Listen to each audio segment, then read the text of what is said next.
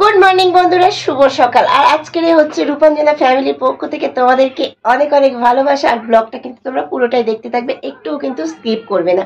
আর আজকে দেখো রবিবারের সকালে, আজকের সকালবেলা আমার যেহেতু রান্না নেই, সকালবেলা স্নান করে নিয়েছি, স্নান করে রেডি হয়ে গিয়েছি। এদিকে হচ্ছে দোকানটাও খোলা হয়েছে। আর এখন এই যে স্নান করে রেডি হয়ে আমি এই যে বেরিয়ে যাচ্ছি, ঠাকুরের জলভোগটা দেবো, দিয়ে তারপরে যাব কিন্তু দোকানে। সকালবেলা ভোগ জল দিয়ে কমপ্লিট করে এলাম একটু দোকানে। এই যে দেখো দোকানে চলে এসেছি। কিন্তু কি করবো বলো তো, আজকের রবিবার, আজকের একদমই দোকানে বসে যাবে না, কেন সকালে রান্না হয়নি, বেলায় রান্না করতে হবে। একটুও কিন্তু আমার দোকানে বসা একদম রবিবার যায় না। আর কালকে যেহেতু তোমাদের দাদা ভাই আসেনি, ওই জন্য হচ্ছে আমার হচ্ছে দোকানে আজকের আমাকে এখন ঢুকতে হলো। আর ছেলে যেহেতু বসে থাকবে, কিন্তু ও গিয়েছে, ও আর হচ্ছে ওর ভাই গিয়েছে, মানে আমাদের ঘন্টু বাবু আর ও হচ্ছে দুজনে চুল কাটতে গিয়েছে। খেয়ে গেল পরোটা, আর এই যে আমার জন্য রেখে গিয়েছে পরোটা। আজকের সকালে কোনো টিফিন বানাতে পারিনি, এই যে পরোটা কিনে আনা হয়েছে, পরোটা আর হচ্ছে ঘুগনি কিনে আনা হয়েছে। এই এখন খাবো। তারপরে মা বললো যে তুই দোকানে বস, তারপর আমি আসছি। মাকে একটু বসিয়ে তারপর মাছ কাটবো।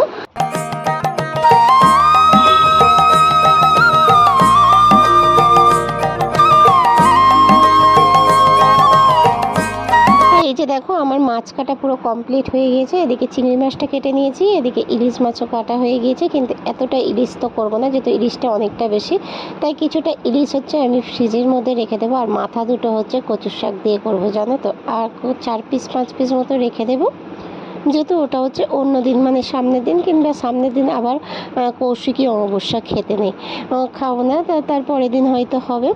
আর এখানে জানিয়েছি আমাদের সব কজনের হয়ে যাবে, সেই হিসাবে গুনে নেওয়া হয়েছে। আর কতটা জল বের হয়েছে দেখো, এই যে ধোয়ার পরেও কতটা তবু জল বের হয়েছে। আর ইলিশ মাছটা কি বলতো, এই আনা ছিল বেশ কয়েকদিন হয়ে গিয়েছে, ফ্রিজেতেই আনা ছিল, কাটা হয়নি, সেটাই আজকেরে কাটলাম। আর এখানে হচ্ছে আজকেরে বানাবো হচ্ছে ইলিশ মাছের সর্ষে ইলিশ বানাবো, আর হচ্ছে চিংড়ি মাছের হচ্ছে মালাইকারি করব।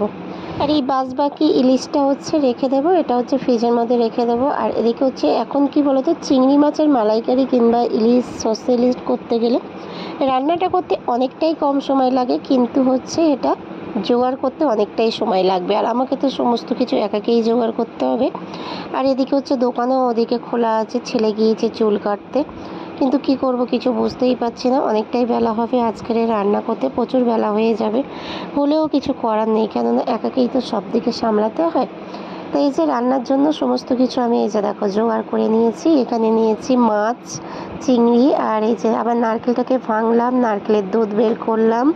এদিকে হচ্ছে সর্ষে, কাঁচা লঙ্কা, সমস্ত কিছু বাটা হয়েছে। এটা হচ্ছে নারকেলের দুধ, এদিকে পেঁয়াজ, এই যে আবার সর্ষে ইলিশ হবে, আর চিংড়ি মাছের ভাপা।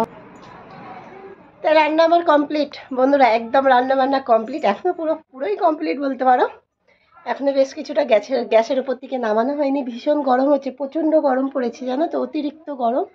আর এদিকে দোকানটা হচ্ছে বন্ধ করে দিলাম, এখন যেহেতু বাজে 12:30। এবারে হচ্ছে রান্না কমপ্লিট করলাম, খাওয়া দাওয়ার একটা ব্যাপার আছে। আবার হচ্ছে বিকালে, যেহেতু আজকের রবিবার, আমাদের এখানে হচ্ছে হাটবার, রবিবার আর বুধবার করে হাট হয়, সেই জন্য তাড়াতাড়ি একটু দোকানটা খুলতে হবে। আবার আমি একটু যাব এখান থেকে হচ্ছে, মানে রান্না হয়ে গিয়েছে, এসে খাবো।